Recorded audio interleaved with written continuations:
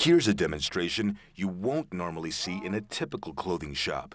That's because the dark jacket he's wearing is about to save his life.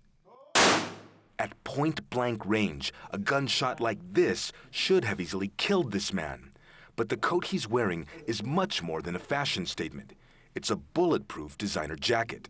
With violent crime rising, the company's owner says sales of these protective garments are also on the rise in Mexico and around the world. His clients include the King of Jordan and 7 Latin American presidents. This bright number is designed to repel bullets fired from the most common handguns used by criminals. Mexico is a great country that today is suffering from an onslaught of organized crime.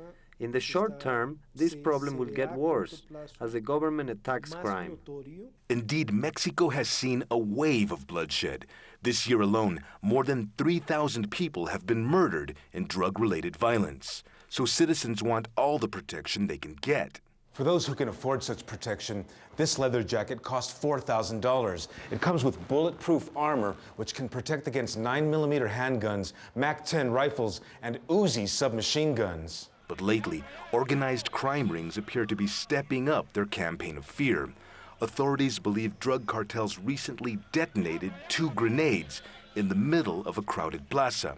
7 people were killed and more than 100 injured. The president has deployed 40,000 troops to the most affected regions. But his government's war against drug cartels in recent months has only unleashed more violence. So much so that this businessman would speak to Al Jazeera only on the condition that we protect his identity. His company makes these special tracking devices, a microchip the size of a grain of rice. The chip is injected into the bodies of his clients, who use it to send a distress signal if they're captured by kidnappers. The victim's location is tracked and sent to the police, who normally wouldn't have access to this important information at such a crucial stage. The authorities just don't seem to be able to handle the situation here in Mexico, which is getting out of hand. And that's the main worry following the recent grenade attack in the western city of Morelia. Authorities have arrested several suspects thought to belong to violent drug cartels, but that's not quelling fears.